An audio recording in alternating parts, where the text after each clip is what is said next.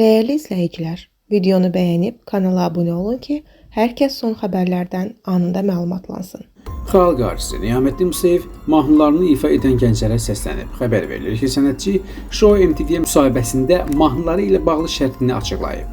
Bunlar tarixi mahnılardır, onları zədələməsinlər. Gənc müğənnilər mahnının orijinalına qulaq assınlar. Əslini dinləmirlər, amma ondan sonra çıxanlara qulaq asırlar. Bəlamız bax buradadır. İstərdim ki, gənclər mənim mahnılarımı oxuyurlarsa düzgün ifa etsinlər. Müğənni Vüsal Əliyev 22 kiloqram arıqlayıb. Xəbər verilir ki, ifaçı bu haqda Xəzər axşamı verilişində deyib. O bildirib ki, sağlam qidalanma ilə artıq çəkdən xilas olub. Çoxlu hərəkət edirəm. Un və un məmulatlarını, şəkərli qidaları yemirəm. Həkimim dedi ki, bu diyeta deyil, yaşam tərzimiz olmalıdır.